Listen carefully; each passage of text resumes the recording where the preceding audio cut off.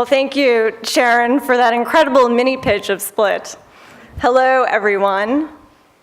We are SPLT, an enterprise-first carpooling platform that is changing the way we commute. In the future, all cars will be autonomous. Now, until that happy day comes, we're stuck driving our own cars to work.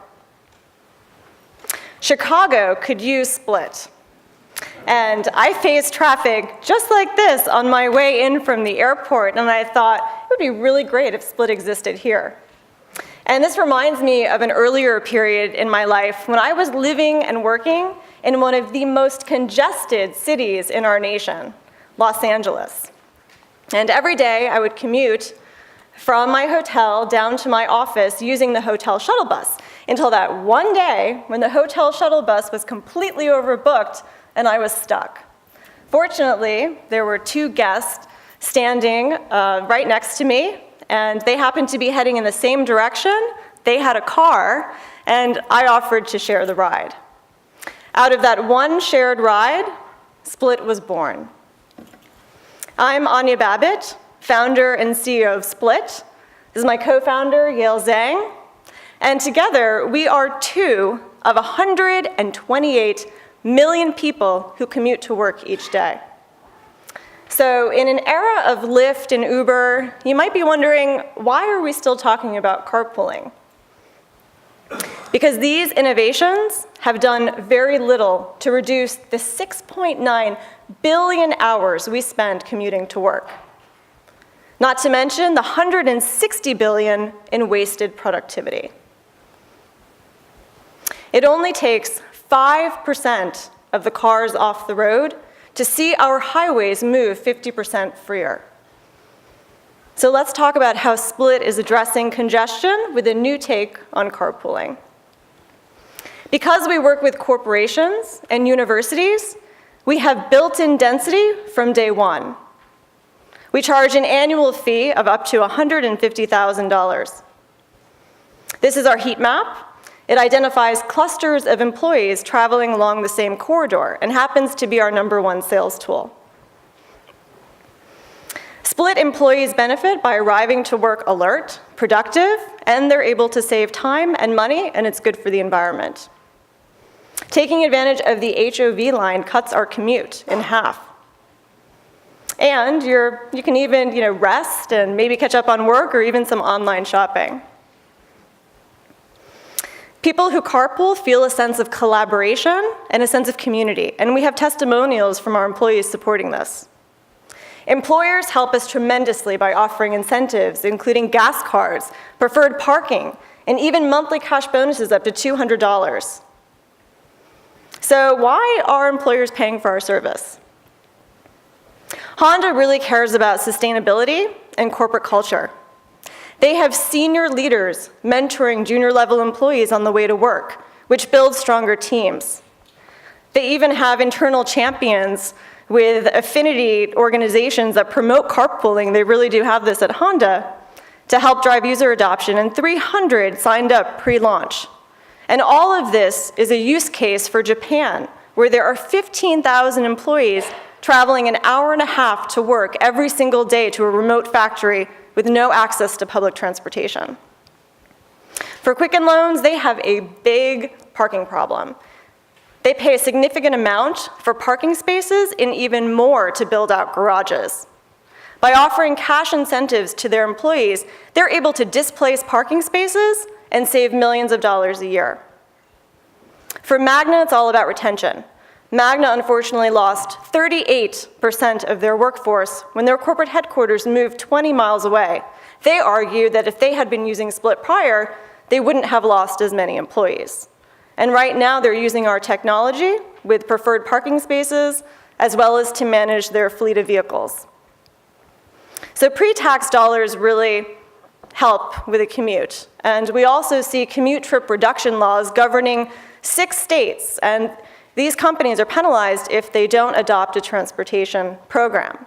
That and President Obama's pledge to cut back on the number of CO2 emissions has many hundreds of companies and universities taking this pledge, and this creates a big opportunity for Split.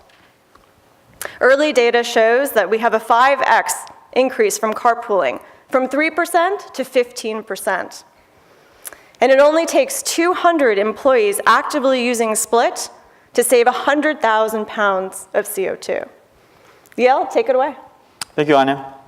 So about our competitors, a lot of them are either using antiquated web platforms like Zemride, or Lyft, Uber, and other companies, they charge a transaction fee. So Split is uniquely positioned in carpooling because we only charge the employers, thereby creating less friction, more user adoption, and less turnover. Our dynamic matching algorithm as part of our IP portfolio allows real-time matches to happen and also helps ensure people arrive to work on time. And we also believe fully in playing well with others. So we engage in all transportation providers, including, for example, Lyft, a partnership where we can allow people to get an emergency ride home should they be stranded. This year, we're approaching 20,000 businesses in the US with 500 employees or more. And we recently moved our company and expanded to Austin, the Bay Area, and also Denver. Now, we've gotten a lot of good press, CNN, TechCrunch, Huffington Post, and Clean Technica talking about us as one of the leading companies in the sustainability and sustainable ride sharing.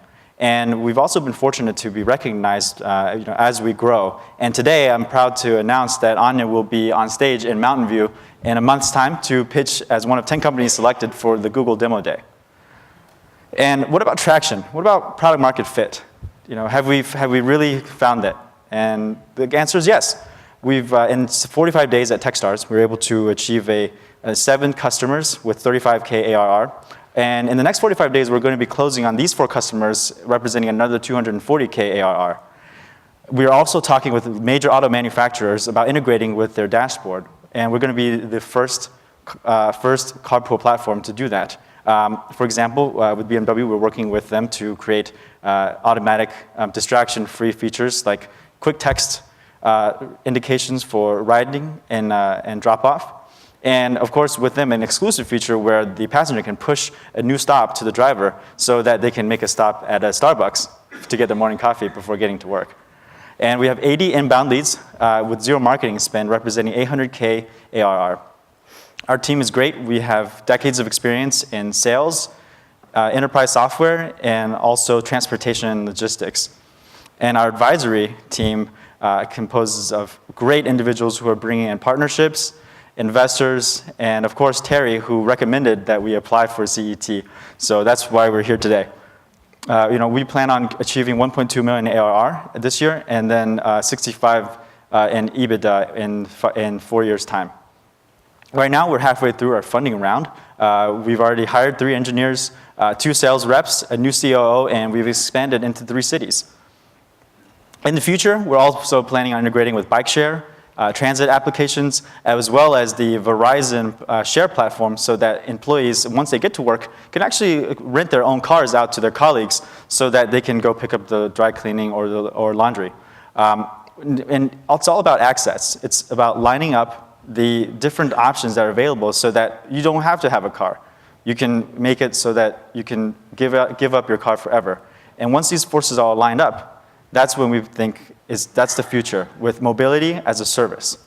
And it's only through smart collaborations with our cities and integrated services such as Innova, the team you heard before us, that we can really meaningfully cut back on congestion in our cities. So with technology in our pockets today, live on Android and iPhone, and a team of really amazing developers pictured in this photo, can we truly make our cities more breathable and livable? So let's split today. Thank you, everyone, especially our mentors, judges, and CET.